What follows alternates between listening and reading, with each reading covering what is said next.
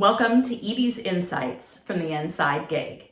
This is the second in a 6-part series where each week I'm going to bring to you one new insight from my new book, The Inside Gig, co-authored with Kelly Stephen Wace. My insight for you this week is that you need an accurate inventory of all the skills available to you within your company. Not what people do in their current job, but what people could do if you needed them to. When you think about it, it's kind of crazy that we don't have an accurate, up-to-date inventory of all the skills available to us. After all, if your company makes a product, you can bet that you have an accurate inventory of the product available to you within the company.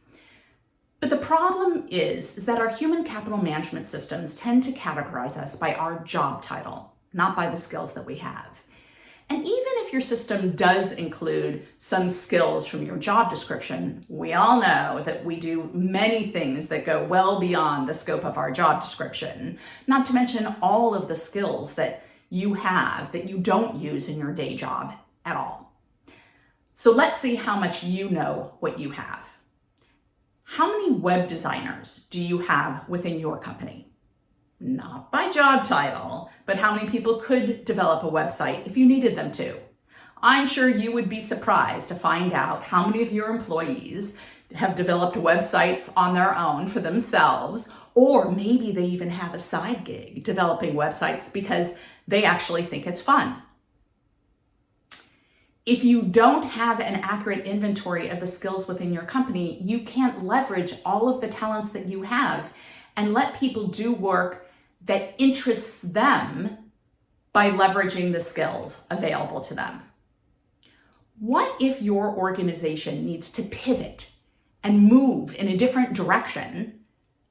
How will you know which employees to approach first because they're most likely to be able to make that change with you, or who you could actually train to move in that new direction?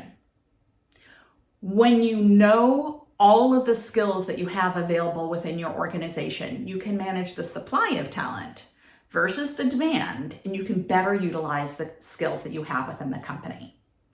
So you ask, how do I do this without creating a painful tooth extraction process of making everybody reinsert their resume into our system? Well, that's pretty easy. Most of your employees are updating their LinkedIn profile on a regular basis. So why not just import that profile as a means of getting a head start and then letting employees go from there? I hope you've enjoyed this insight for this week. Take care.